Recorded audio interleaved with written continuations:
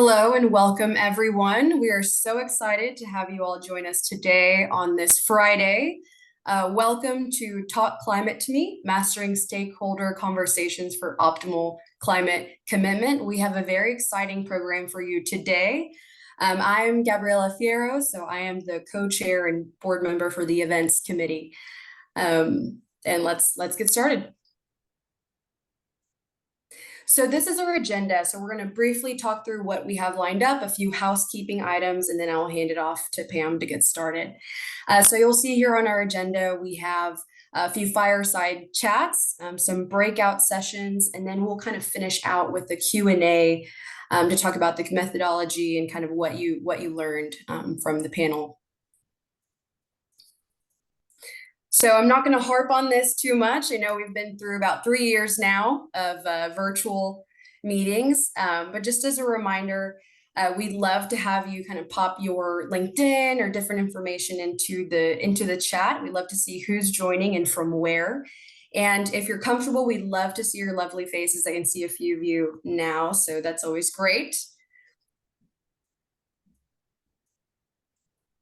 And so who are we? Just as a quick recap, so Women in Cleantech and Sustainability started out of San Francisco, the Bay Area, and now we've expanded quite a bit, which is exciting, into 13 countries. We have over 500 members, and so our goal really is to empower and uplift women in the sustainability and clean tech sectors. And so we have a variety of programming, workshops like these, in-person events, a time to meet each other and kind of capture some synergies between the different roles and areas of sustainability that we have.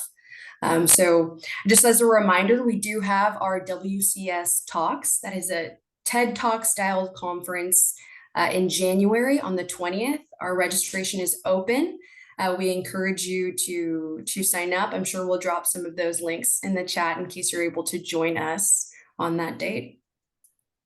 And so some upcoming events. So we do have a social in Denmark. Like I mentioned, we're in many different countries. Also the LA inaugural event on the 17th.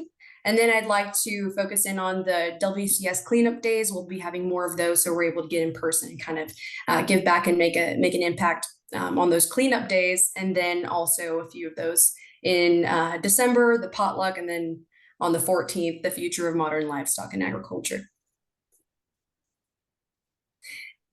And so our membership, there is a QR code here, so please scan it if you want to learn more and join the community. I know we have a lot of you that sign up, and that's how I first started with WCS, signing up through the individual events. But we'd love for you to capture kind of the benefits that come from being a member. You also get a 50% discount on that WCS Talks event, and then there is a 30% student discount on membership. And then corporate membership. We couldn't do what we do without our corporate members. There are so many benefits in terms of retention and kind of recruitment as well for our corporate members, and just to get their name out there and kind of, again, just capture some synergies between the different sectors we're in and the overlap between some of our companies. And so with that, I'm sure we're all familiar with the Cyber Monday and all the different shopping holidays and opportunities that are coming our way. So there is a corporate membership sale. I'll point to the two difference of dates there. So there's 30% off a year of corporate membership between November 1st and 27th. And then there's 40% between November 20th and 27th. And so I encourage you to take a screenshot or a picture of this in case you want to use that discount code down there. And with that, like I mentioned, we could not do what we do without our wonderful sponsors. We're very thankful to Julie Bush for this sponsorship. And with that, I'll give her some time to kind of introduce her company and what it is that they do.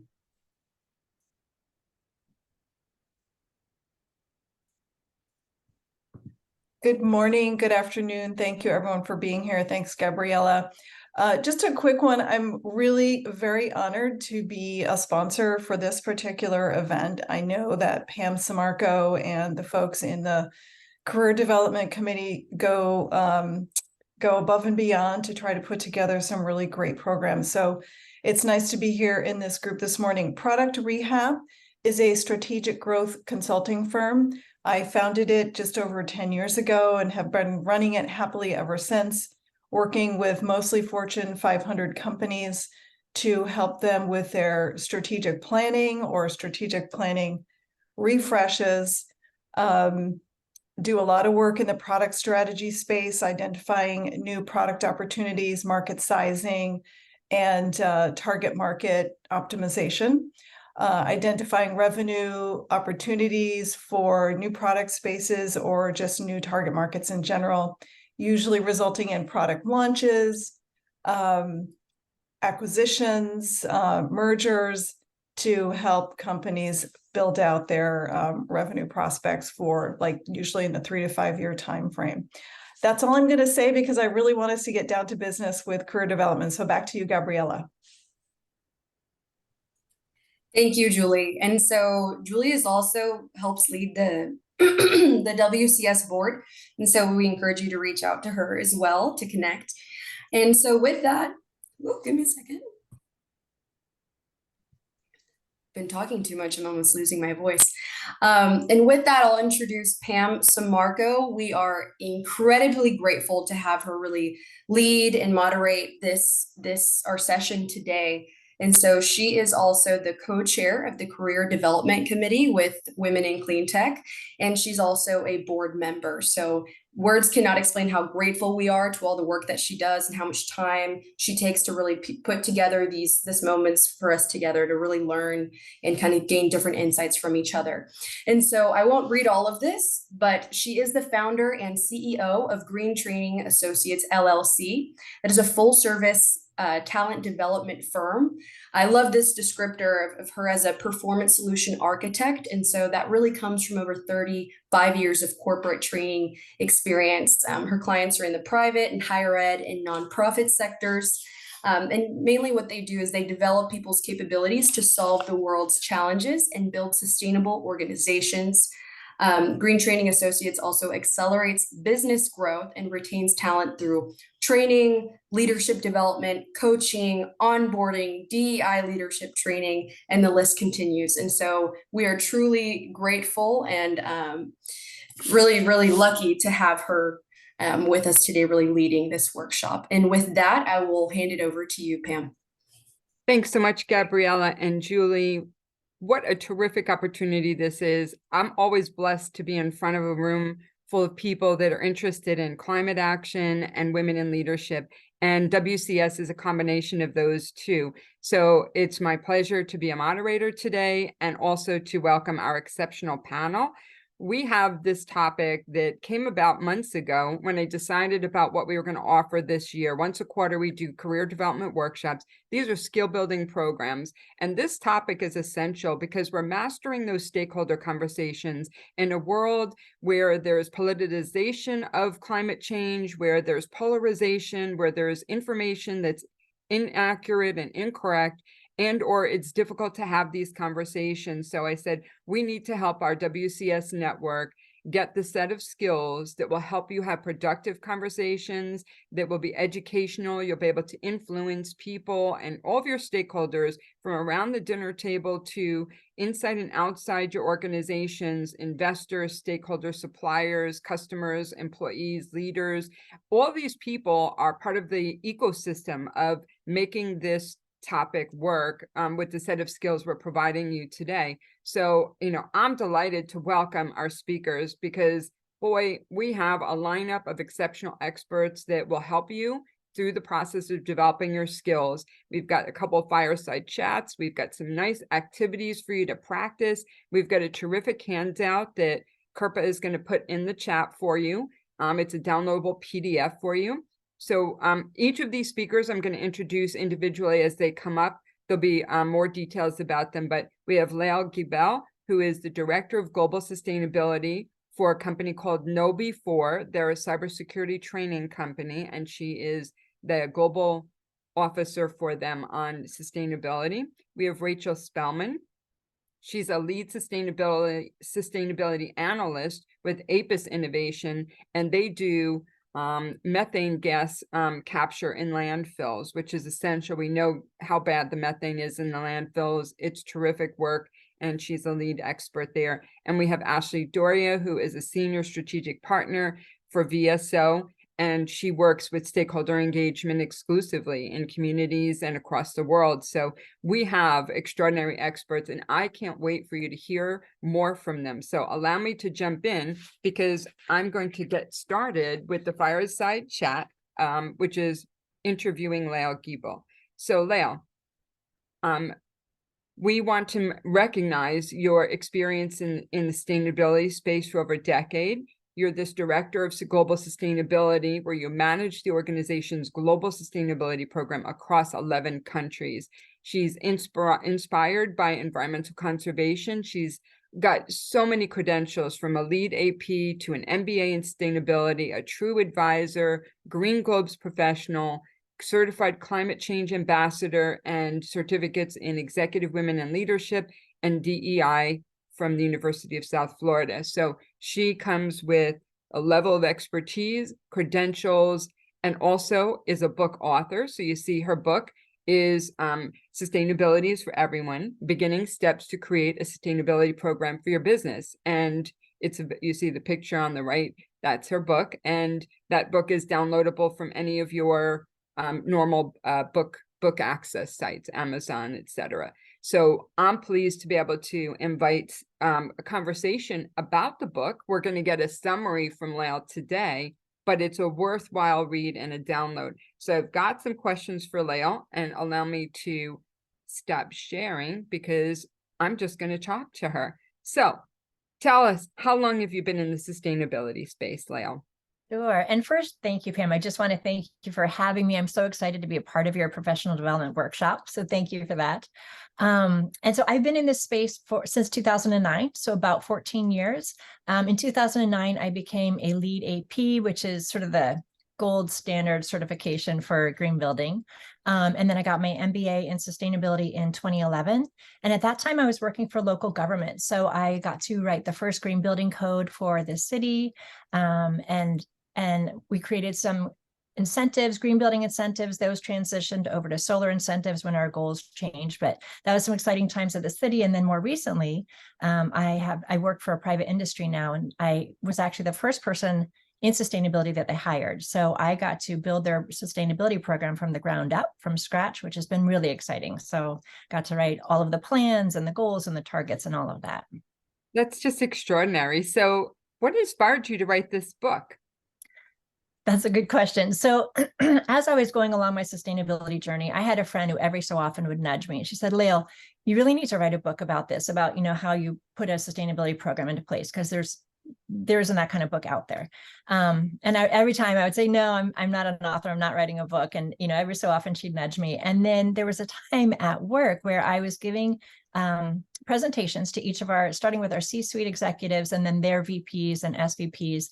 And I was talking about sustainability and how it fit into the ESGs and how that impacted our company. And at the end of one of these, I was talking to one of the C-suite execs. And at the end, he said, we do more at our company for sustainability than any of the other companies I have ever worked for. And I've only worked for California companies. So at that time, I took a step back. Obviously, I was I was excited. Felt very validated, but I also thought, okay, maybe I have something to talk about. Maybe I have something to write about. So the next time my friend nudged me, I surprised her by saying, yeah, I think you're right. And so that's where this book came about.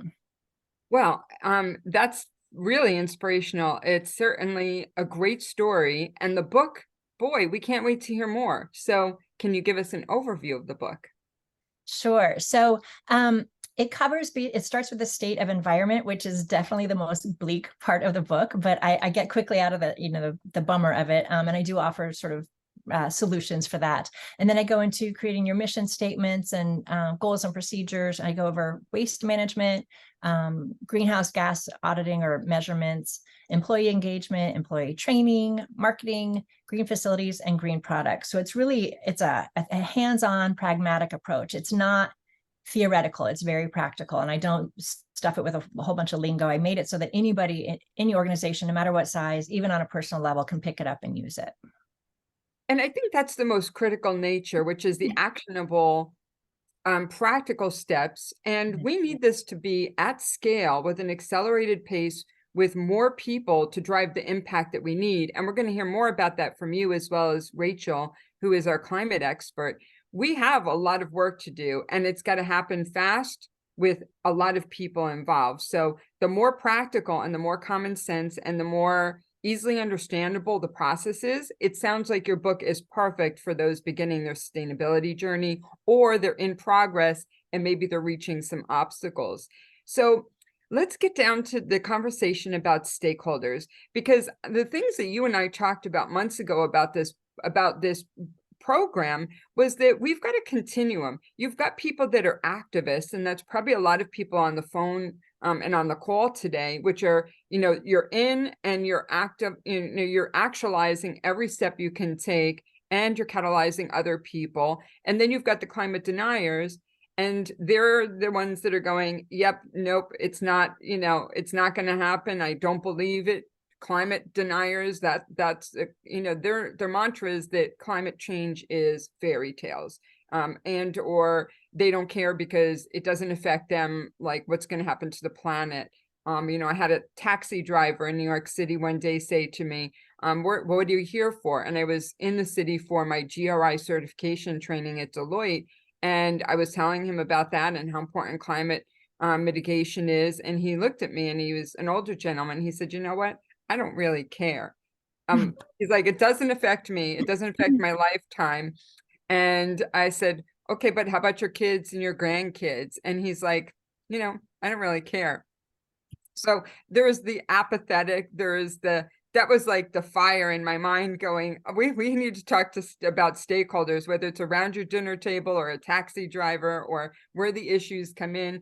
There's some people, when I ask, what do they understand about climate change? They say to me, I don't know enough to have an opinion, or they're a bit skeptical because they may be getting misinformation or information that they don't know how to process in the sort of that midsection of, the 80 to 90% of people. I'm skeptical. I don't know what I don't know. I don't understand it to have an opinion. We want to reach those people. So let's unpack what we mean by stakeholders, Lael. Let's explore the stakeholder types and this continuum of climate perspectives. Give us your thoughts. Yeah, good question, because a lot of times people think stakeholders are just one group of people, but really a stakeholder in a corporation, let's say, is a member of any group that's critical to the health of that organization. And more basically, a stakeholder is just somebody who's interested in something, and in this case, business. So you could, obviously your board members would be stakeholders, or your senior executives, your management level, your employees, those are stakeholders. Your suppliers, your customers, if you're a city government or any type of government, it would be your residents or your citizens, investors, your community. And it really, like you said, your family and friends, those are your personal stakeholders. So all of those folks fall into, some section of stakeholders. And then we talk about that continuum. I love that term. I say continuum or on the spectrum or something.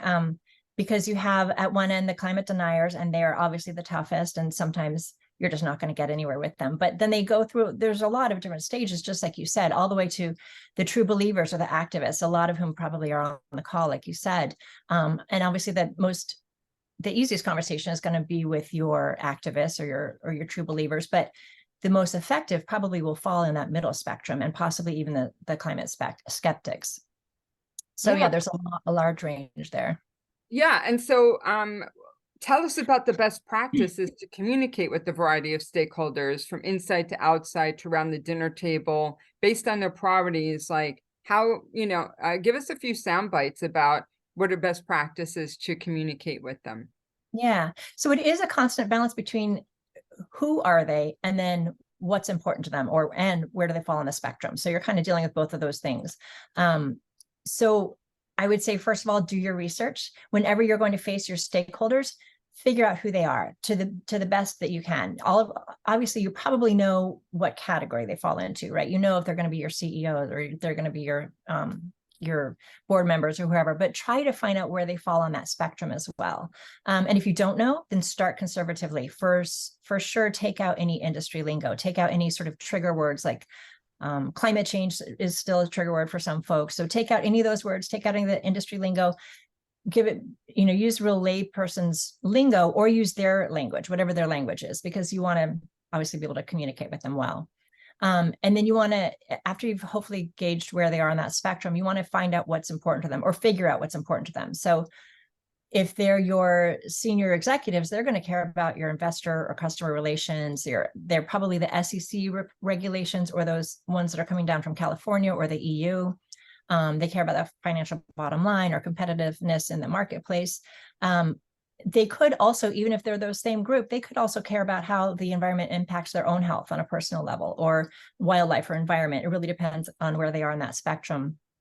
But once you have figured all of that out, then really you want to have your facts straight and make it appropriate for the audience. You want to make sure if you're talking to your C-suite, your senior executives, you probably don't need to talk about polar bears and how their environment is that, quickly disappearing.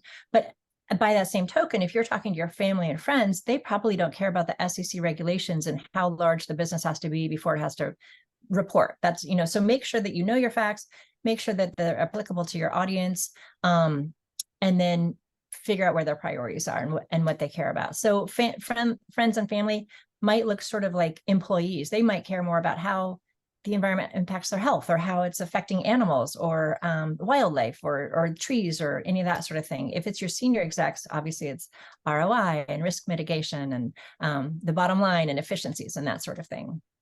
Yeah, because there's actually cost savings that can happen, which is what most CEOs are interested in, because you've got efficiencies in operations and processes, and you've gotten better about, the materials and less waste and making sure that the sustainability is part of the brand message without greenwashing, because that's critical. But the risk mitigation, that costs money if they're, if they're having fines and other violations and SEC disclosures, and the impacts there are huge. And I love the framing for the stakeholders. To me, what are their priorities? And I would also add, what do you want from your stakeholders? Because this is about influencing them for optimal stakeholder their climate commitment. We want to optimize the climate commitment from some stakeholders. So we need to influence them with information that resonates from the lens that they're seeing and what they want, what we want from them, because you want them to take some actions typically, unless it's just a debate over Thanksgiving dinner, is climate change real or isn't it? And what are the facts that show that?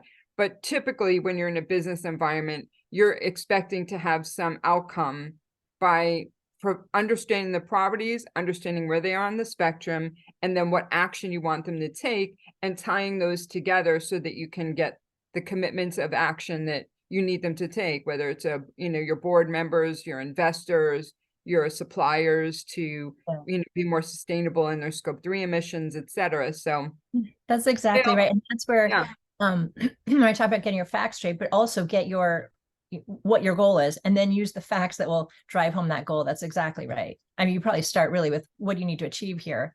And then how do I get there? What language do I use? What facts do I use? Where are they on the spectrum? And that sort of thing. Yeah, perfect. So this is delightful. We're going to hear from Lael again, but let me thank her for our fireside chat in part 1. And I'd like to introduce Rachel Spellman, who's our climate expert, to bring in some additional insights that will support you in Lael, we will come back to you for the next part of our fireside chat. Let me return to our sharing of our PowerPoint so I can properly take the next step of spotlight interview with Rachel Spellman on the science of climate facts. So allow me to introduce Rachel. She is a lead sustainability analyst with APIS Innovation. She's a dedicated professional with a proven track record of fostering eco-conscious practices. She has an MBA and a Master of Science in Sustainability Management from Stevens Institute of Technology, in addition to her BS in Business and Technology.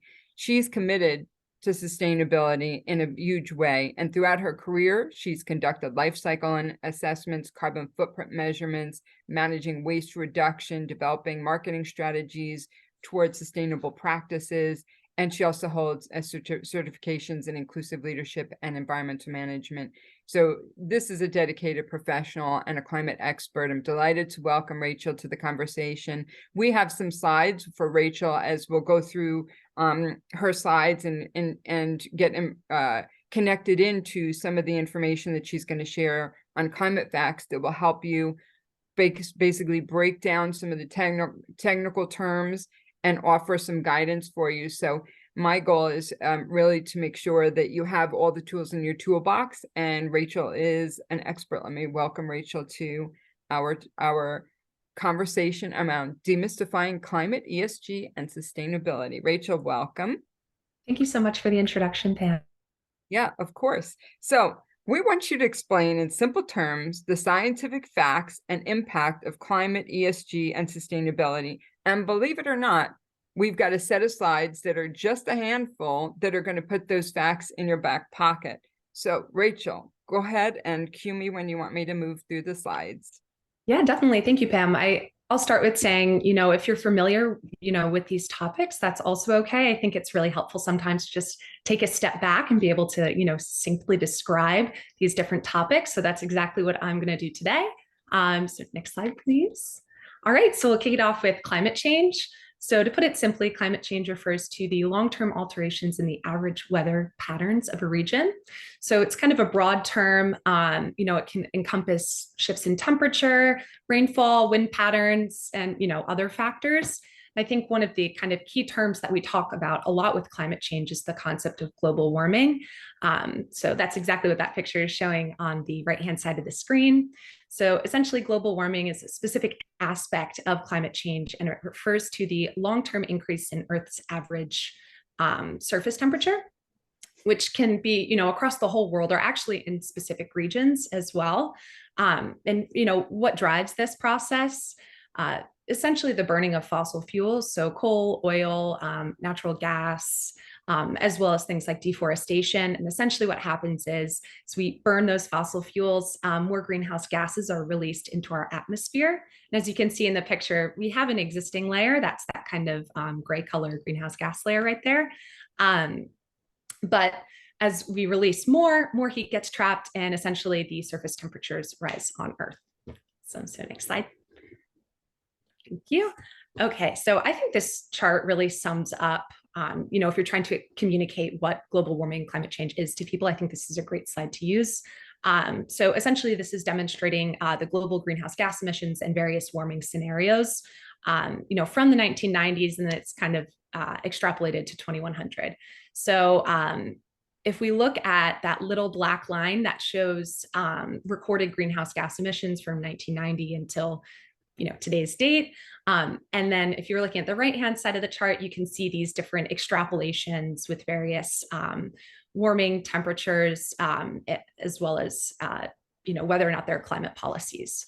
So if we're looking first at that kind of pink area, that demonstrates no climate policies and significant temperature increases. So essentially a temperature increase of above 4 degrees Celsius or more.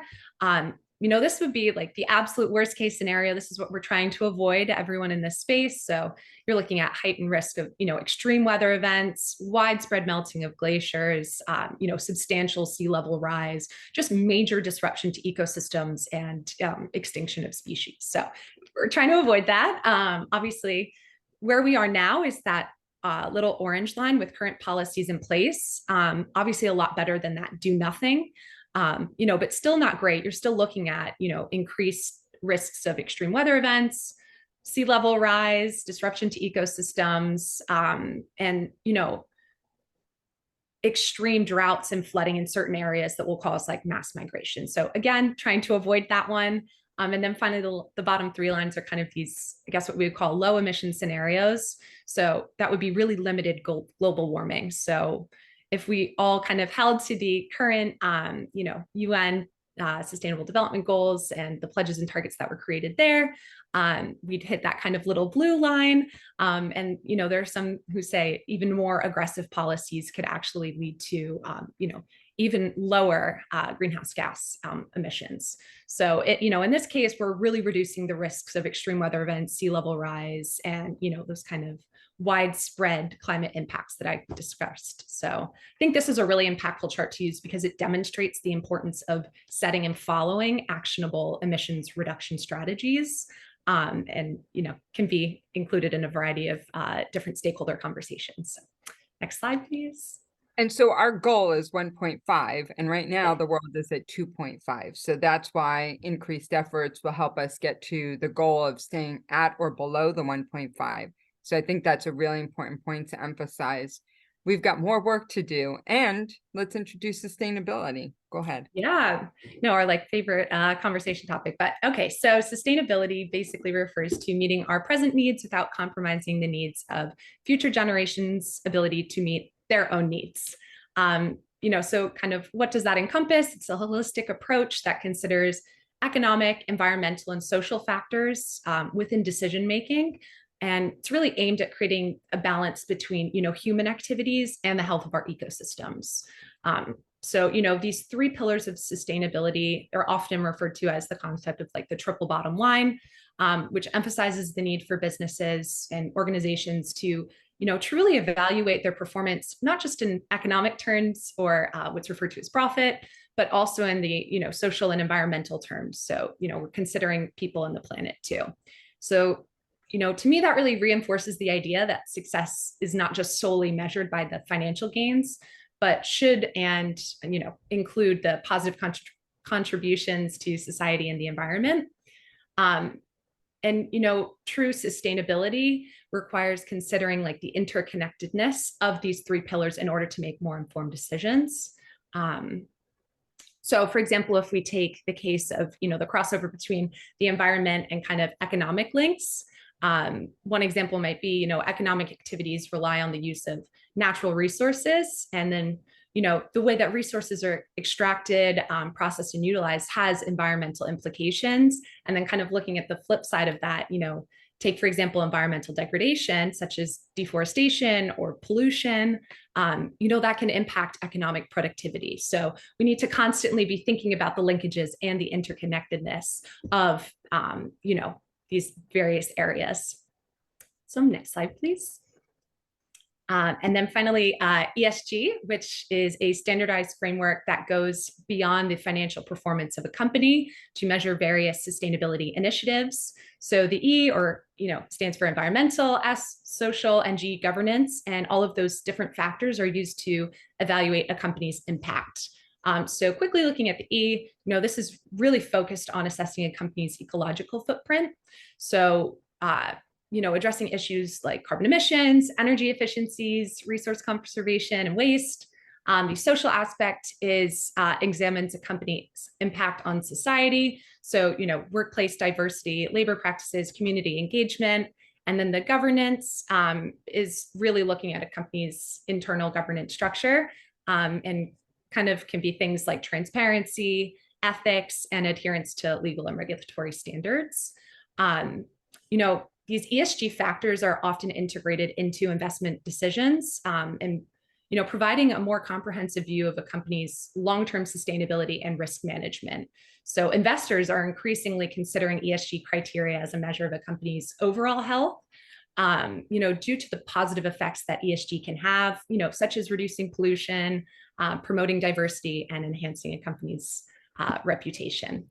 So, to just kind of sum up these topics quickly, ultimately understanding, the concepts of climate sustainability and ESG empower individuals and, businesses alike to create a more sustainable, ethical, and environmentally responsible future.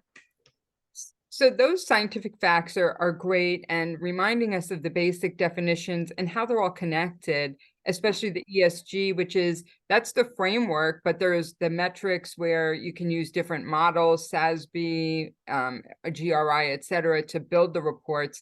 This is the actualization and measurement of the work that you're doing with your sustainability strategy. And so this has just been a fantastic, how do we break down the simple facts so that we can help them and easily explain them to our stakeholders.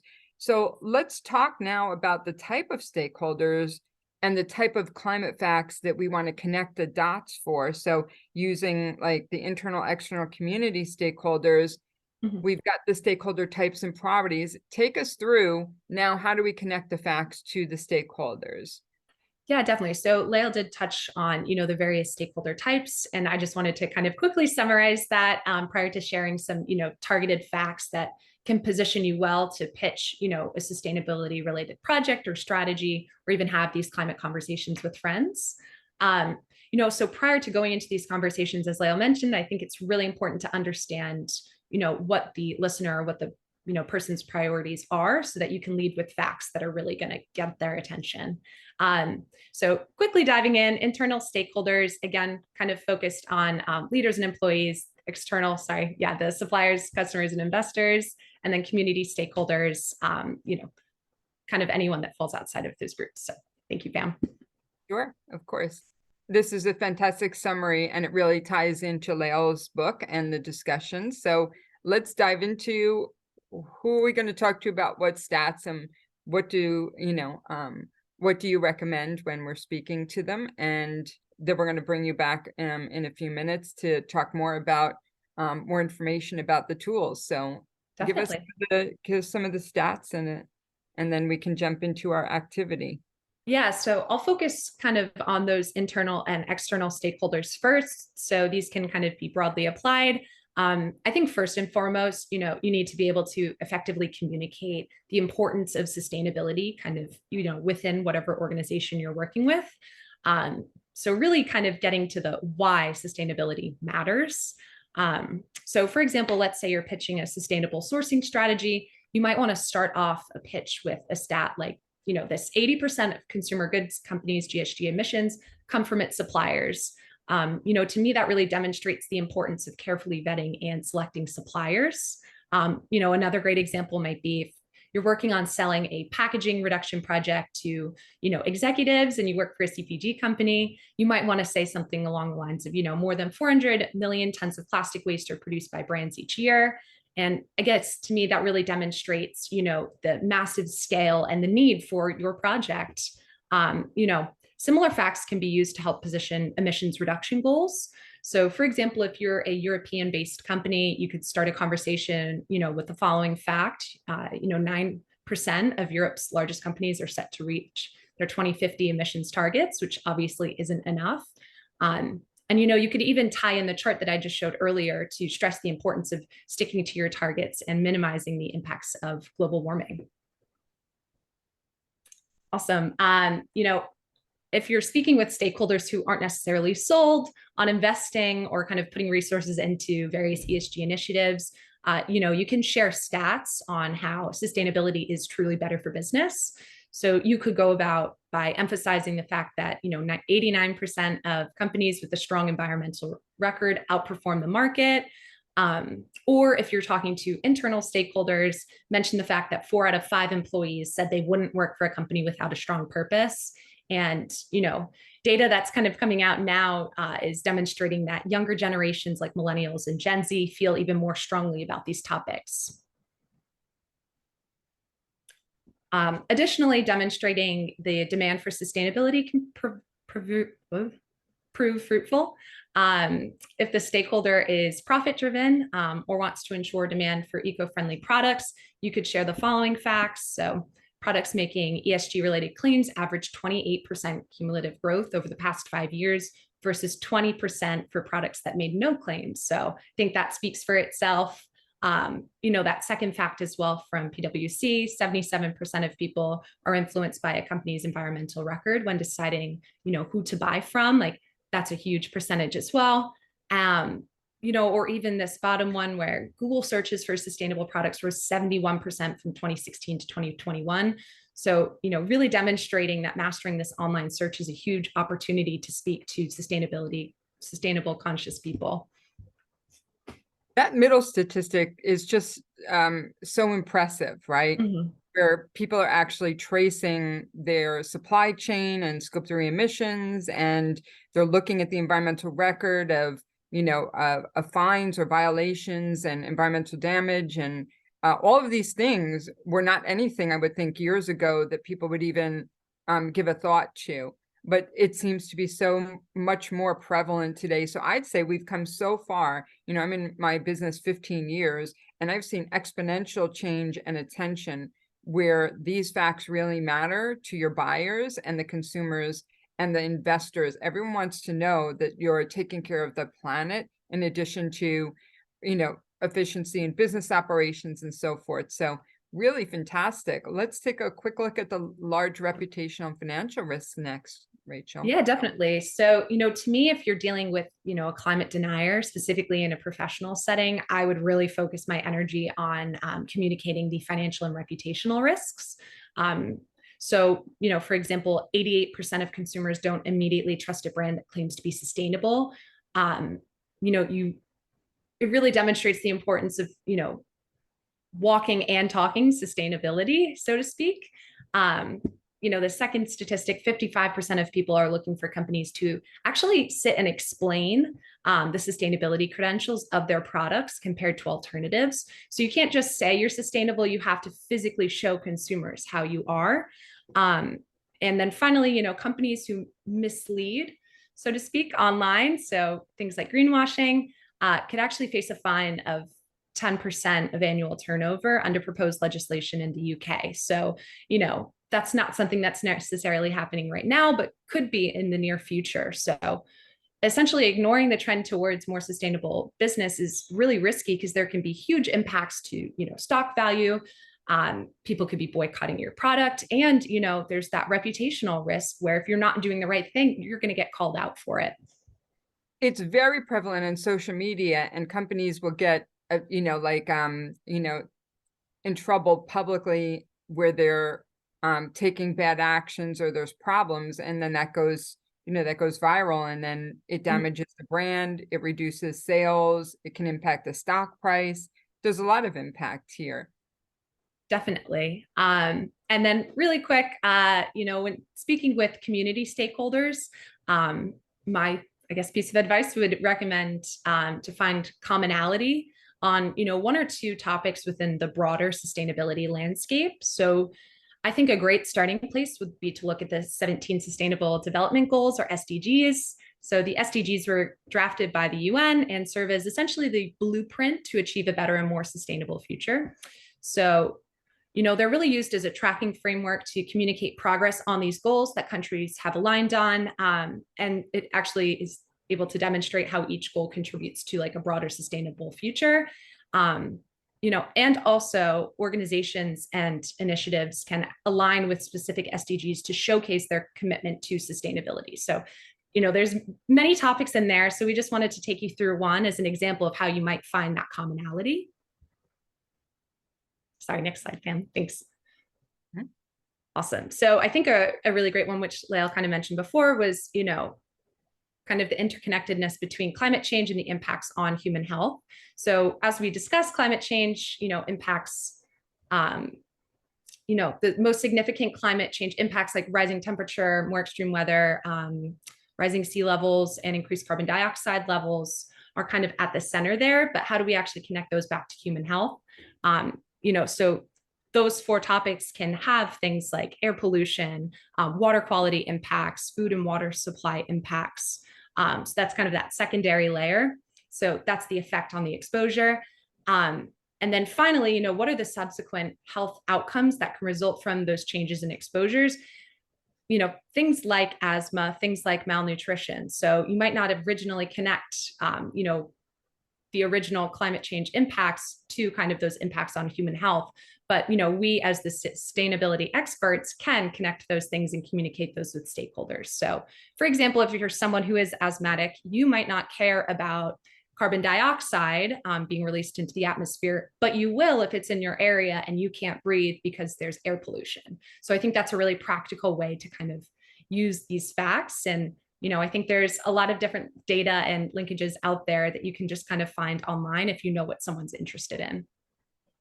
This is an impact from an individual standpoint. And I think that, the nature of what you've described, this is from the Center for Disease Control. I found this image, and the dialogue we were having when we were preparing for this was every person is impacted. When we had the wildfires and the winds were bringing those, the smoke down to the Northeast, for example, and in California, it's very observable and very visual. And we all felt like we couldn't go outside when it was the apocalyptic orange, and the haze. Literally, it was so upsetting, and that they're saying don't go outside or wear a mask when you go outside.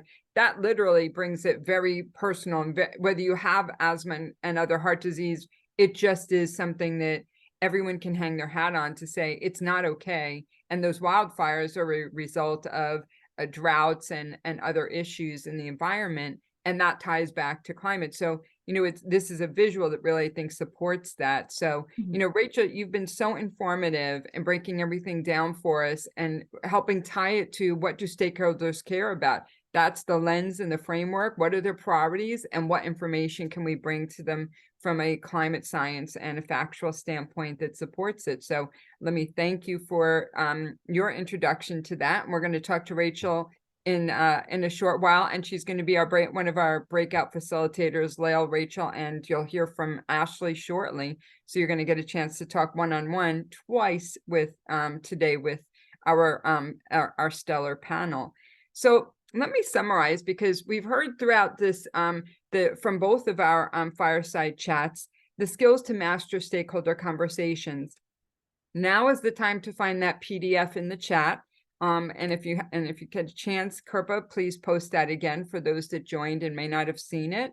But page 2 and 3 has the 16 skills for mastering stakeholder conversations. So, this is about handling difficult conversations, especially with the climate deniers. It can be a delicate and challenging task. So the key is to approach the conversations with empathy, active listening, and a focus on building common ground. So there's techniques and skills. There's a detail about each of these 16 points in the handout on page 2 and 3. So we won't go through a lot of detail. You'll be able to read, but educating yourself with the facts is important to respond to the argument with credible information, active listening to their point of view, empathy to understand their concerns, asking open-ended questions to get their insights, finding the common ground through shared values, clean environment, economic prosperity, etc. Non-confrontational language is critical. Avoid accusatory or judgmental language. Appeal to trusted sources. Be able to share personal stories, highlight local impacts, frame solutions positively when you can. Avoiding cognitive dissonance, this is a process, and that's what Lael's book describes, which is it's a stepstone process. You may just dip in, checking in, and then you build with more information and sharing resources. Set realistic expectations. You're not going to change someone's beliefs overnight. Their value system might be so ingrained, they may never change. But staying calm and respectful is critical, offering the resources, agreeing to disagree, sometimes seeking mediation or a third party will support you. So these are just essential tips, and your handout is going to give you, the next set of details for you to embrace these. And this is part of the influence process and developing and preparing for those conversations, which we encourage you to do. So I want to introduce our first breakout, and I'm going to introduce Ashley Doria, who is a module leader. And let me take you through Ashley's bio, and then she's going to set up the exercise, and we're going to put you into breakouts to talk to each other about stakeholders that you're, have a choice, stakeholder experiences. Maybe you've got a challenge in front of you, and, we're here to support you. So we're going to have all three of our speakers today be in the breakouts with you. So Ashley is fantastic. She's a social impact and partnership director with over 10 years of experience in increasing stewardship and consensus to shape these strategic partnerships and sustainable development. She's worked across 20 plus countries to influence diverse stakeholders in multiple sectors to shape and change around women empowerment, resiliency, education, social inclusion. And she has a BS in environmental policy and a master's in geography with a focus on the intersection of climate and gender. So allow me to welcome Ashley Doria, who's a senior strategic partnership lead at VSO. Ashley, take us through the breakout setup so we can get our participants started with talking to each other and our guest, our panel. Sure. Thanks so much, Pam. So we've spent the last about hour listening to our experts talk about some best practices and the importance of data when trying to gain stakeholder engagement and maximize climate commitments. And so now we want you to take what we've listened to for the last hour and put that into application. So we'll start with breakout session 1, and we'll have about 15 minutes, and there'll be 3 options of rooms, and you'll get to pick which one most applies to maybe a situation that you're thinking of. So room 1 will be around internal stakeholders. Room 2 will be around collaboration between external stakeholders. And room 3 will have a scenario around community stakeholder engagement. And you can look in your handout on page 4 for a bit more detail. And the next slide will tell us sort of in more detail what those scenarios are. And then our facilitators, which will be from our experts and myself, will lead each of the breakout rooms through a set of 3 questions. And those questions will look at some of the potential challenges and pain points that you face with that stakeholder group. What are the potential opportunities or assets that you can leverage? And then how can you tie that all up into framing? And we've heard from Lyle how important that is, and both from Rachel how important it is to understand what our objective is, to know what the correct type of data is to pull. And then we'll come back together and we will share out sort of the top level items. And yeah, so I think we are ready to get started in our breakout rooms. Okay, so Kirpa is going to open the breakout rooms, and participants, you're going to be able to choose which of the 3 rooms you want to go to. So let's get that started and enjoy your breakout session. Okay, so welcome back. I see we're reconvening, and I can't wait to hear from our experts about how your conversations went. So Lael, give us some highlights from your room, and then we'll go to Rachel for her room. And we didn't, yeah, Ashley, yep. So we'll just do rooms 1 and 2 readouts. Tell us how things went, Lael. What were the highlights from your discussion? Yeah, it was great. There were a few highlights. There were a ton of highlights. Actually, I'll just go over a couple of them. One point that was brought up early that was very important is that sustainability as a whole, or the environment as a whole, can be very overwhelming. And so if you hear about all of the different things that we have to address with sustainability or the environment, you can kind of feel paralyzed. So what people recommended in our breakout was that you break it into bite-sized pieces. You start somewhere, and then you make these achievable things that everyone can kind of relate to. And they're like, okay, they get out of that paralysis and they can actually start being effective. The other one is somebody made the example, our scenario said that you do a kickoff meeting for all of your senior executives. So someone in the room said, actually, she'd had a similar situation, and she met with those executives first, just one-on-one offline. And so she was able to address a lot of their concerns and kind of get their buy-in ahead of time, so that when everyone came into the room, she already had some champions and some allies in the room, and it made it that much more effective, which I thought was a great idea. Yeah, that's a great business practice generally when you have a high stakes meeting with your executives. I use that technique also, where those pre-meetings allow you to have those one-to-one conversations, iron out any wrinkles or any obstacles or objections before they come into the room. So, and that just is a double down, especially if you've got stakeholders that might be in the, skeptical to climate denier space. So I love that. Fantastic. Thanks for sharing, Lael. Great points. I'm glad you brought to everyone's attention. Let's hear from Rachel. How did things go with you, and what were your best practices? Definitely. And Ashley, feel free to speak up to any points that you feel are important as well.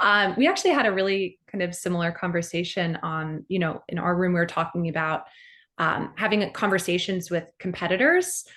So one of the things that we actually spoke about were kind of priming topics prior to going into these conversations, similar as you might with internal stakeholders. Kind of acknowledge that there's competition, set common ground, and then you can have, really productive conversations from there. Another really unique point that we talked about and, in our breakout room were, if you're working with these external stakeholders, you can have quite a diverse range of perspectives. But that actually can add a lot to the conversation. You have people who might be able to push the envelope a little bit more. So we're talking about, if we're talking about climate and sustainability, you might have scientists in the room who can really come in with the super technical data, or, you might have people who aren't fully sold. So kind of finding a way to reach, I guess, what we refer to as, that like critical mass, can go a long way with these kind of external conversations. Well, and sometimes you can get really a great quality solution with diverse perspectives. So cross-functional, cross-disciplinary teams, collaboration, those are all key concepts of working in a sustainable, on a sustainable initiative. And those solutions might be a better quality outcome with all of those people. And, not all conflict is bad. So I like the concept that those diverse perspectives do bring in information and allow people to evaluate it. If it's credible, and you might be able to push the envelope to really get a better quality solution because of those discussions.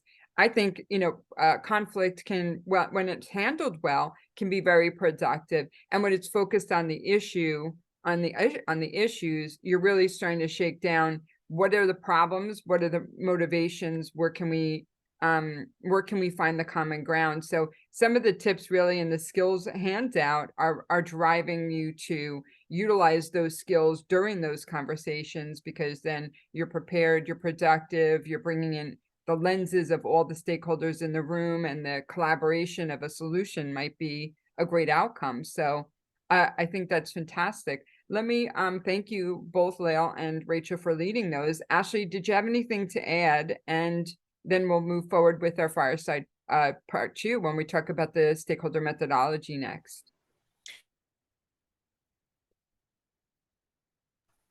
I think Rachel got it all from our side. Okay, cool. All right, super. So I'm excited to be able to talk to Lael and Rachel together in the next part of our Fireside chat. So I'm going to open the discussion with Lael first to talk about your expertise with regard to the corporate sustainability journey. Tell us more about your methodology for optimal stakeholder engagement and commitment.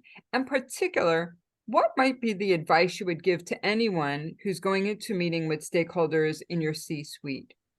What do you think, Lael? Yeah. So, and I know I touched on this before, but first, honestly, when you're dealing with stakeholders, know your audience, do your research, find out what they're interested in, what their priorities are. Do they care about investor or customer relations, or those regulations that we talked about, SEC or the EU or the California regulations? Is it the financial bottom line that they're looking at, or the competitiveness in the marketplace, or like I said earlier, and that Rachel touched on with that awesome graphic, is it health that they care about, or is it animals? I happen to know at my organization, a lot of our employees really care about animals. So whenever I'm trying to drive home a new initiative or get buy-in on some sort of sustainability initiative, I'll use animals. I'll either use how it affects animals or images or whatever it is, just because you want to bring as many people along the journey as possible. So that's the first thing, is really start by knowing who your audience is and knowing what's important to them. And then really you have to start at the top. And I mean a couple of things by that. Number one, you absolutely have to have buy-in from the top, from if it's your CEO or your study manager or your board of directors, whoever it is that's at the top and making the decisions. They're crucial. If you don't have their buy-in, if you don't have their stamp of approval, your program is going to be bumpy at best. So start there, but also by starting the top, I'm talking about creating your overarching goals and commitments, and finding out what is the culture of your organization, and what do they care about? What do you want to achieve? So with those two top things handled, then next, I would dive into employee engagement. That's, I think, is a close second to having your CEO or your top executives buying in, because you want everybody rowing the boat in the same direction. And that's where your employees come in, and the more that they feel engaged, the more powerful it is to them, and the more powerful your sustainability program becomes. So I would suggest creating a green team. It doesn't have to be formal, but it can be. I would suggest giving it a name, because people want to feel like they're a part of something. And then those folks become your ambassadors and your champions. And so when you do have new sustainability initiatives, they're the ones that are going to be explaining it to their coworkers or to whoever it is. And it works as internal PR. If you do still have some senior senior executives that are on the fence, if they look around and they see that all their employees are engaged and care about sustainability, it suddenly becomes that much more real to those folks. So that's an important one. Along the same lines, I would say community, because remember, we're talking about all stakeholders, and your community is a group of your stakeholders, no matter who your organization is or what your organization is. So I would say reach out to your community, find out what's important to them, find out how you can engage with them. That also becomes good internal and external PR. Because again, if some outside community member is coming to your CEO and telling them how much they appreciate what your company is doing for sustainability, that makes a huge impact. And then obviously it looks good to the community, but that's sort of a secondary.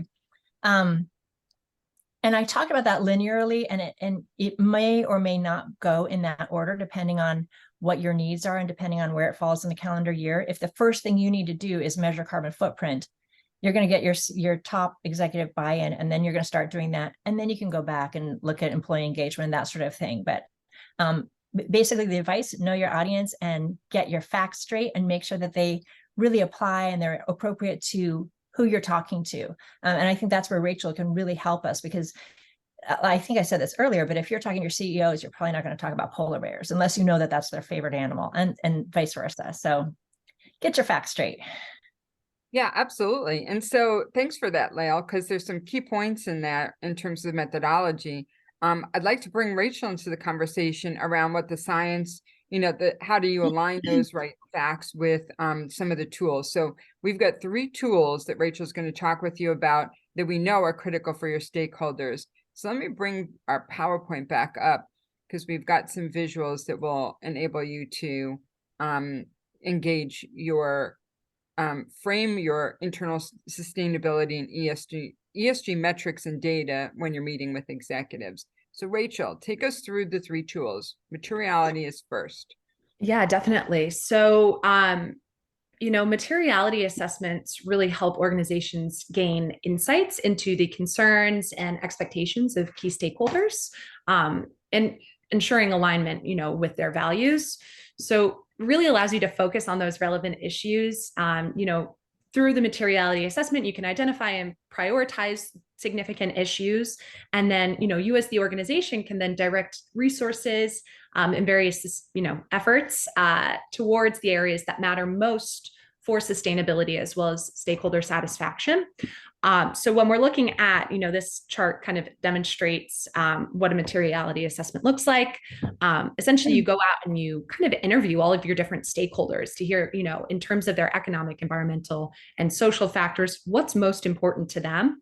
And then after you've had all of those conversations and collected all the data, you rank it as low, medium, or high priority. And then you look at, for those specific factors, if you will, you look at the impact that it'll have on the environment and society. And then again, rated as low, medium, and high.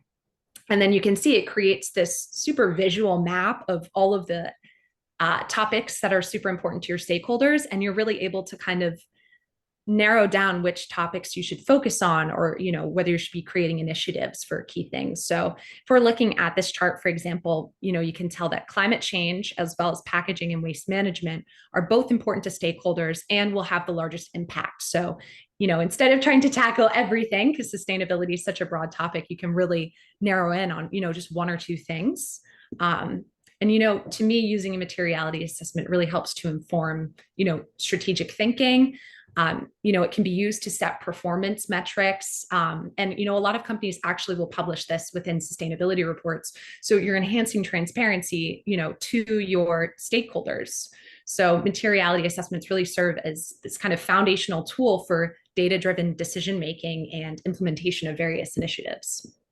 And getting the input directly from the stakeholders. And this is just a beautiful visual that helps you align what your stakeholders' priorities are to how your company operates. And this reduces that stress and the conflict because they have a voice in the process through the materiality assessment. Beautiful. So let's talk about life cycle assessment, and then we're going to talk about carbon footprint, and we're going to come back to Lael with a couple of questions. And then we have another breakout for you all to talk to our experts again. Awesome. Go ahead. Thank you, Pam. Okay, so life cycle assessment, or LCA, is a comprehensive method to essentially evaluate the environmental impacts of a particular product or a system throughout the entire life cycle from raw material extraction to disposal and end of life. So if we look at this graphic, if you start in sourcing, which is that kind of lighter gray area, again, you start from the raw material, move into, manufacturing, distribution, use, and then the green and the blue kind of on the other half of that circle demonstrates the end of life. So I think it'd be really helpful just to quickly walk through the chart, using a product. So let's take, for example, a pair of jeans. Starting from sourcing, we're going to look at, what are the actual raw materials that we're using to make this? Was it organic cotton, used to actually create the fabric for the jeans? Where are we getting the zipper and the buttons from? Collecting data on all of those topics. Then kind of moving into manufacturing, how much energy, how much water is used to create this product? We need to quantify those things. Then moving into distribution in the red, are you shipping, direct to consumers, or is it being sold in stores? We need to be able to calculate, the emissions and other data points, to see what the impact of, shipping those jeans are. And then when you're looking at use, although the consumer has already bought the product at this point, they have to wash these jeans, they have to dry them. So we need to take into account the environmental impacts that will come from those areas. And then looking at finally that kind of resource efficiency and recycling stage, we want to be able to quantify, if your company is doing something that's more sustainable compared to maybe other jeans companies, like, do you have a program where you can resell consumers' old jeans? Or, are you able to repair things? This may not be a great example for the case of jeans, but, maybe more luxury goods. Or even, are there programs in place where you'll take back jeans and recycle them? Things of that nature. That way we're trying to avoid, things going to landfill. And, using this LCA data to support sustainability initiatives, again, helps with that informed decision making, and really allows you to design, more eco-friendly products because you're thinking through all of these different stages. And it also can help to identify hotspots, is what they're called within an LCA, where you have large environmental impacts. So you can kind of, again, target specifically those areas. So, let's say you have large impacts from, the sourcing stage, then you might want to start thinking about, more strategic sustainable sourcing strategy. So LCA is, a super valuable tool when kind of integrated into, sustainability strategies for businesses and organizations. Yeah, I love the, the concept of supply chain and value chain as, tracking and the impact and the ability for an organization to make correction is having these facts and this information. And the jeans, they can have a second life with consignment shops and donating. So even if they do, people may not repair, but I think that there's certainly ways to avoid the landfill through these other means, right? So that's a great example. So let's talk about the final one, carbon footprint. And then we're going to get back to Lael and ask her a few questions from her book on her perspective around the methodology. Yeah, definitely. Thank you, Pam. Okay, so carbon footprint is a measure of the total greenhouse gas emissions, primarily carbon dioxide, and it can be associated with this, an individual, an organization, an event, a specific product, or, even a country. So, essentially with the carbon footprint, you're assessing the environmental impact of activities or products, in terms of those greenhouse gas emissions. And it, helps to establish essentially a baseline to measure progress and set reduction targets, for those greenhouse gases in order to mitigate climate change impacts. All right, so kind of getting into the actual carbon footprint tool. So there are essentially 3 scopes. So if we start with kind of scope 1, that's that lighter blue arrow right in the middle. So they're called direct emissions. So, in this stage, you're measuring emissions directly released by the organization or the entity, such as the combustion of fossil fuels on site, or gas used by company vehicles. Scope 2 is indirect emissions from energy use. So that's that lighter gray arrow. It's considered an upstream activity from, that reporting company. So you're looking to quantify the emissions from purchased electricity, heating or cooling. And then finally, you have scope 3, that's the darker blue arrows on both the upstream and the downstream side. Those again are indirect emissions, but from your entire supply chain. So you're looking at, all of the different business activities that go into production, transportation, disposal. If you look on here, things like business travel and investments are even included. So it's fairly comprehensive. And similar to the LCA, helps to identify hotspots. So you're able to pinpoint specific activities or processes that contribute significantly to your company's or organization's carbon footprint.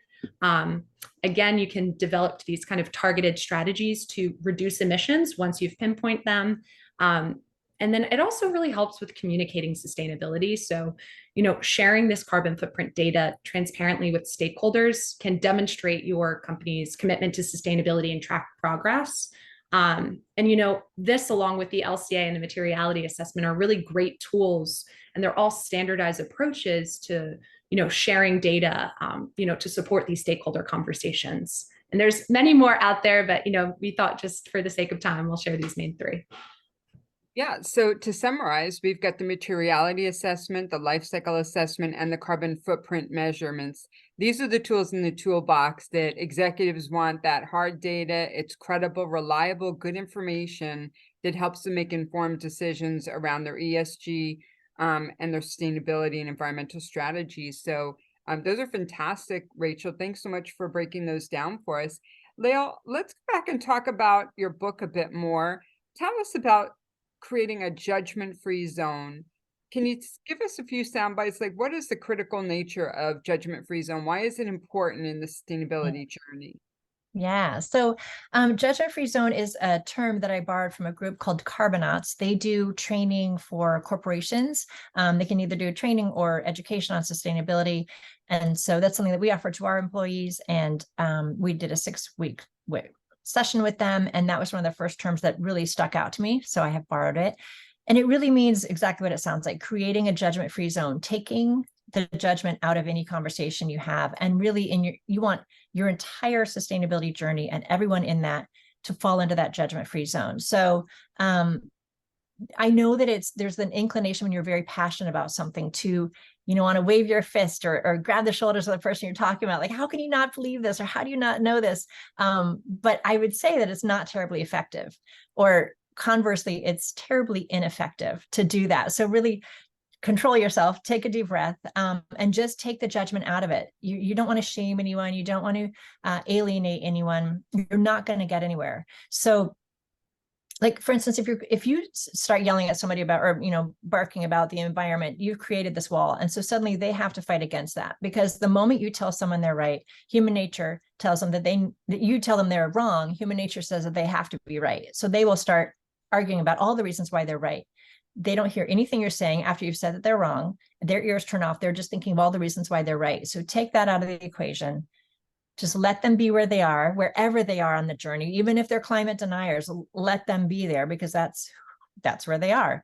And then as soon as you take your judgment out of it, then they can actually hear what you're talking about. So you really want to take the resistance out of it, because honestly, you could have somebody who's a climate skeptic, but you're sitting there barking in their face about how they're wrong. Suddenly they're telling you all the reasons that they're right, and you've created a climate denier now. Or maybe they were on the fence and now they're climate skeptics. So that's the last thing you want to do. So I would say this is very effective for the sustainability realm, but really anything. It works well with kids. It works well in the DE&I field. I have a friend who's a director of DE&I in another organization, diversity, equity, and inclusion. And it was interesting to hear what similar pain points we have, and also what similar approaches we have. And she has it sometimes where she has other employees kind of barking at other employees that they think are inappropriate. She has to talk them down and just say, we want to take everybody on this journey with us. And so alienating them or shaming them is not going to do that. And so that is what I mean by a judgment-free zone. Excellent.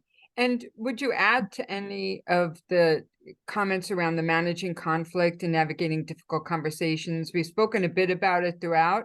Are there any additional tips? And we'll ask Rachel for hers, and have Lael give a couple examples, and then we go to our breakouts. I want to actually introduce the methodology, and we'll do a quick practice. Yeah. Sure. So I would say acknowledge, first of all, you're talking to this person, no matter where they are, acknowledge what they've said, acknowledge where they are. And acknowledgement does not equal agreement. So it is fine to say, oh, I heard the words that you said. That's acknowledging it. And then they can sort of, release their breath. Oh, they heard me. So then they can now hear the words that you're saying. So that's huge. Just again, take them where they are, acknowledge them.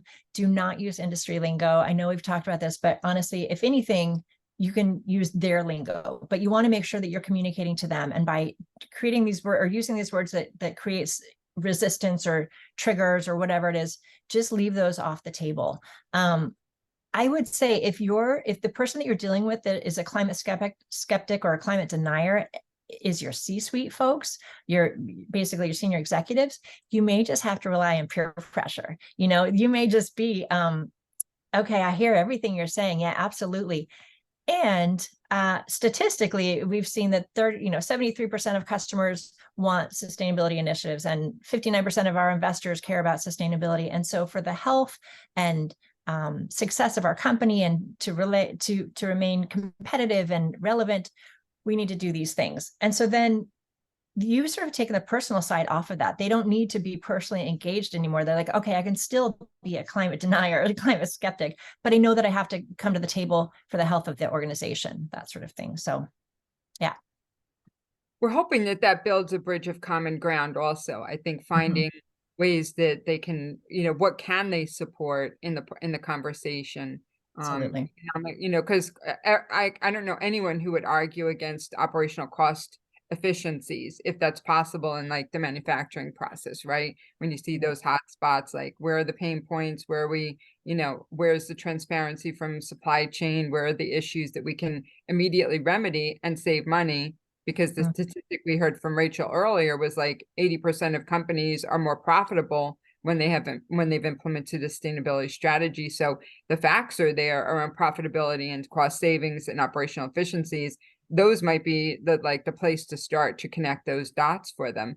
So let's bring Rachel in. Tell us what kind of recommendations might you have around handling resistance for those scientific facts? Yeah, I mean, similar to you, Lael, for me, it's all about active listening, like really just hearing those concerns. I think similar to what you were saying, like sometimes you just like someone says something in a conversation, you immediately want to react, but really like take the time, let it sink in. And for me, if you're listing these concerns, these are just things that I can then add into, the project or the pitch that I'm working on in order to make it just even stronger. So I try and take it as, like a learning experience, and start really, bringing whatever data that I can to it. Which kind of brings me to that second area. I think highlighting success stories of, maybe direct competitors or other people who've implemented similar programs goes a long way too. So if there are concerns, you can kind of demonstrate that there are other companies that have benefited from these various climate, ESG, or sustainability initiatives. And, for me, as someone who works specifically with, climate data and, sustainability data, just making sure that the sources are credible and, people are going to be willing to accept them and hear them are super important. And then I think kind of, it's okay sometimes to end conversations, with some pain points, but when you can try and present solutions to whatever topics or concerns that they've brought up, even if that kind of solution is you taking a step back and doing more research until, you're ready to kind of progress with that conversation. So that's kind of some of the ways that I try and, tackle the kind of resistance, if you will. And you bring up a good point, Rachel, because it's process, right? So it's not a one and done conversation. It's, it's checking in, it's where are the deliverables, where does the person need to be? How can you bring them along in the process of understanding the impacts? Because I think that's really where I think the majority of people are, which is, I just don't know enough about it. Or, what I hear, I'm not really sure what to make of it, whether they have credible sources or not. So I think those are all fantastic points. Lael, why don't you give us one or two real world examples that work for you? Because the two that you shared with me in our conversation recently were spot on. And I want to make sure we give enough time for Ashley to do a quick wrap up on the methodology and then go into another breakout before we close. Yeah. So I would say the first example is from a senior VP that I work with. So there was a time where I was giving presentations. We kind of touched on this earlier in our examples, but I was giving presentations to each of our C-suite executives, and then from there to their SVPs and their VPs. And so at this time, I was giving the presentation to an SVP, and I was talking through all the different initiatives that we had on the board, on the table. And there was one, and there are a couple of people on the call that'll recognize what I'm talking about. We had an initiative for our zero waste goals where we were going to get rid of all of the small bins, the desk bins that were just trash cans, and then replace those with what we call eco bins. And we spread those eco bins throughout all of the floors and all of our offices. Each of one of them has a compartment for trash, and then another one for mixed recycle. And in the break rooms, it has a third compartment for plastic bags. And so I was explaining this to him, and I acknowledged at the time, we knew that it was going to be an issue for some folks. So we did a few videos, we did a couple of blogs. On the day of, we did another video and another blog, and then we put the bins out there. And it was not immediately popular with everyone. Not everyone disliked it, but it wasn't a huge hit with every single person. And, it was like suddenly a change. And now I have to get up and sort my trash and that sort of thing. I saw that as a benefit because it would remind people to get up from their desk every so often and get some exercise. Not everyone saw it that way. So at this moment, the entire time I was giving my presentation to this person, he was kind of stone-faced. And at this moment, he was like, yeah, well, I may have been one of those people that was grumbling. And honestly, it looked like he was still in that grumble mode. It didn't look like he had moved on from that. But I just said, oh yeah, I got it. I hear you. You were not alone in that. And I just kind of laughed it off. No judgment, no shame. I acknowledged it and moved on. And then I was giving several of these presentations, so I just kept going. And 4 or 5 days later, he reached out to me and he said, Lael, I have been thinking ever since our meeting, I've been thinking about how I and my team can help you. And so I've looked into this and I've looked into this, and I think we can help you here. And I've got this website and here's some information. And like suddenly I had this huge ally and this huge champion, and it went from like Mr. Grumble to Mr. How can I support you? And I like to think that was just because I didn't have any judgment there and let him be where he was. So that was one really effective one. And then my other example goes back like 10 or 15 years. This is back when I was in local government. And I'd written the first green building code. And so in order to get that passed, we had to take it to the commission for 2 readings. And before that, we met with each of the commissioners individually to explain them, which is kind of came up in our example of this earlier in our breakouts. But so I was meeting with this one commissioner, and I knew who he was. I knew where he stood politically and how he felt about the environment. But I was talking about heat island effect. And he gave me a very non sequitur example about how heat island effect was not a legitimate scientific belief. And to this day, like 10 or 15 years later, I still can't make sense of what his example was or where he was going with it.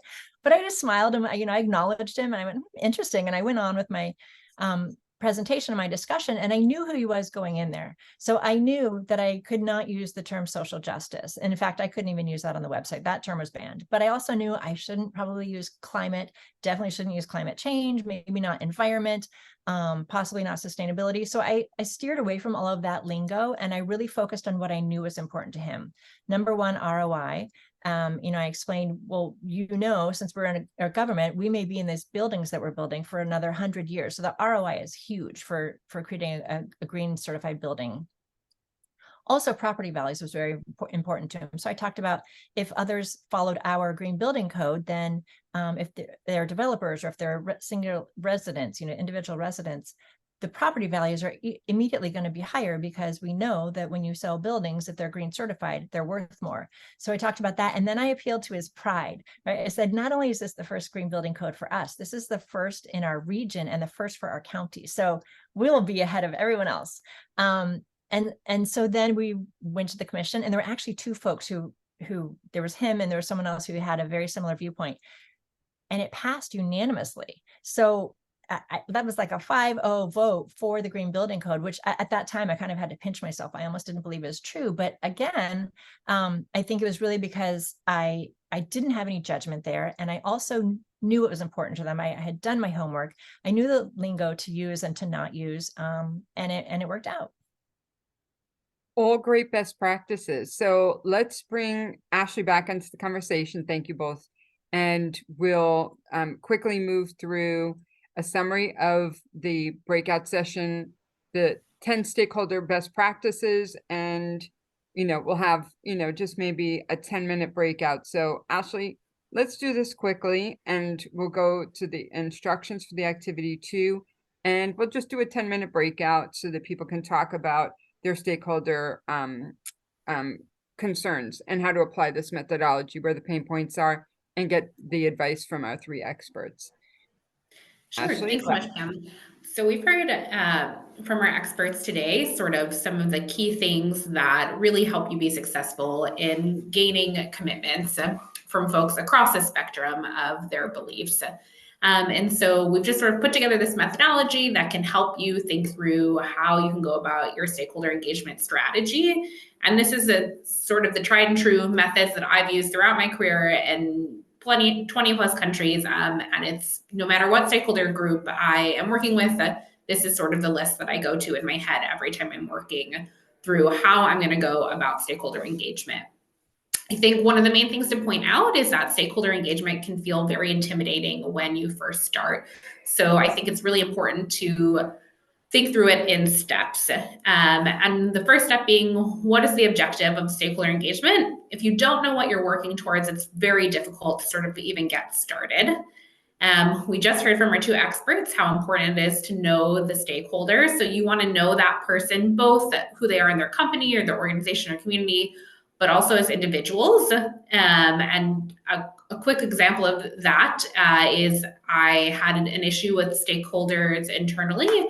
And I found out that one of my colleagues really was into The Crown. So I was also into The Crown, the show, and I was able to sort of use that personal connection that we had to build a relationship with her and know her as a person. And then when we would go into these conversations that were previously contentious, I already had built up a rapport about something completely different. And it made our engagement much better, and we were much more successful in sort of moving that conversation along where we had previously struggled. So that's just an example. We've done this throughout the day and in our last breakout session. So tailoring your stakeholder engagement strategy to where we are in the process. Do you have a rapport with that individual or with that group? Or are you starting from zero? You need to be committed and knowing that you're not going to achieve what you want to in day one. In exercise 1, we worked through sort of these identifying the stakeholder challenges and opportunities and anticipating those pain points. And I think Rachel has done a really good job in discussing why data is so important and why data for decision making is sometimes your best friend when you are working towards gaining commitments from different stakeholder groups. And something we just talked about was finding a champion. So is there someone within the stakeholder group that you're working with? Is there someone within your organization? Is there someone on your board that you can help sort of push that pressure onto your C-suite or onto the president and CEO of your company to help that are already sort of on your side when it comes to sustainability? And then I would say one of the main pitfalls that I think folks face when doing stakeholder engagement effectively is the jargon. So we're very passionate. We like to tell people why they should care about something for the reasons why we care about it. But instead, what we should do is think through why they should care about it. So we've just heard from both of our experts talking about how using the correct data, using the right terminology, how you're able to sort of gain those inroads. And then finally, just to wrap up, I would say follow through and follow up are super important. One of the things that I think folks struggle with a lot is consistency in their stakeholder engagement. So you might make great inroads initially, and then it's 6 months from when they hear from you again. And you need to have more consistent follow-up in order to build on that relationship so it does not feel transactional. And you want to look at that sort of as the life cycle of the relationship rather than just saying, I'm going to go to the stakeholder group every time I want them to do something for me. You need to build up the relationship in order to be able to pull on them. And then you need to own the relationship. So if you are going to spend time investing in the stakeholder group, if you've prioritized them as being important to your mission, then you need to own the relationship. And part of that is also, not only sort of the initial handholding of that, but it's also owning, when things are not going well and being transparent with that stakeholder group. So you're continuing to build that trust and rapport. So with that sort of summary, we will move into the second breakout room where folks will be assigned randomly to 3 rooms. And we'll just sort of take that time to talk through, in real world situations. So we'll ask participants to share maybe a specific issue that they're having around a stakeholder group. What things out of that methodology are you struggling with? Do you not know how to start? Are you having issues thinking through your specific framing? Are you not getting the data that you need? And just sort of taking the time to chat through some of those things. And hopefully you all leave this sort of session with an idea that you have better skills in order to navigate that more successfully and to maximize your stakeholder engagement as it relates to climate commitments. Yeah, so this is those 10 steps for the methodology are on page 6 and 7. Let's I know it's a quarter of, and we really want to make this kind of crisp and have closing remarks from WCS's host Gabriella, who will close the program with me. So let's do a quick 10-minute breakout. Kirpa, if you would set it up. So we'll just distribute you randomly, and we'll have our 3 experts, one in each room, and have you chat about where your challenges are. See you soon. Welcome back. Nice to see everyone. So let's I just wanted to say maybe one highlight. Lael, why don't you just give us one highlight, because we've got 5 minutes and I want to give Gabriella a couple of minutes to close. So just give us one highlight from your room. Sure. So we used a scenario where we were addressing board members for our organization for a soda company. And I think I would say the key message is really to make sure you frame it. Board members you don't know where they are on the spectrum. You don't know that there are a whole bunch of different people coming from different perspectives. But if you frame it with, they care about shareholder returns and they care about reducing risk. Those 2 things are going to matter to every single board member because that's basically their job. So frame it in that way, and you've basically, challenge defeated. Incredibly insightful, and I'm glad that you're able to use the practice. Allow me to go to our deck as the event summary to take place. I'll just say a few brief words and then transition to Gabriella so that she can give the WCS closing slides. Allow me to thank everyone. This is a complex topic around Talk Climate. To me, mastering stakeholder conversations for optimal climate commitment is something that's important. It's timely with the tidal wave of change that we need to make and help people make green decisions every day. We wanted to encourage you to educate, inform, and influence your stakeholders with the best skills we could provide to you. And we're so delighted to have the expertise of Lael Giebel, Rachel Spellman, and Ashley Doria, who brought their best thinking to you and the commitment that they made to make this program possible. I want to thank WCS for being an amazing host and sponsor, of course, and we have Product Rehab, Julia Bush, who is committed to being our event sponsor today, and be sure to spend some time with Julia if it's appropriate for your business to understand the value that she brings to her from her consultancy for strategic sustainability initiatives and marketing and customer support. We're pleased to be able to close this program in the next 3 minutes, and thank you for your time. Wish you a good rest of your Veterans Day and enjoy your weekend. Allow me to turn it back over to Gabriella for a few closing slides to remind us of. Go ahead, Gabriella. Yes, thank you, Pam. I mean, this has been 2 hours with very intentionally crafted items and a very productive time together. So just to remind you again of a few upcoming events that we have in November and December, please tune in to our social media platforms where we will touch on these and be posting to remind you things like cleanup days and our next chat on what is blocking the way to net zero. If we want to click to the next slide. And so we also have a merch store just for you to kind of rep WCS and the efforts that you're making. Next slide, please. And thank you to everyone again for all that you do. And thank you for all the audience and those of you that participated, was able to hear the incredible initiatives that y'all are leading, and the way that you approach sustainability and the way that you approach your business and consumer and your employees as well. Next, please. If you're on Slack, please join us. And so I'm sure we'll be posting different links on how to connect with us through there. And then on the next slide, whatever platforms that you're on, please get engaged with us. Please interact with the different members and the board members as well that we have. We'll be posting more about WCS talks and what speakers that we'll have. That way you know what to look forward to, and that way you can come with questions to get answered. And so thank you again for the time with us today. All of the people on this call are kind of leading the efforts in sustainability. And so I admire all of you and thank you for being champions of this effort.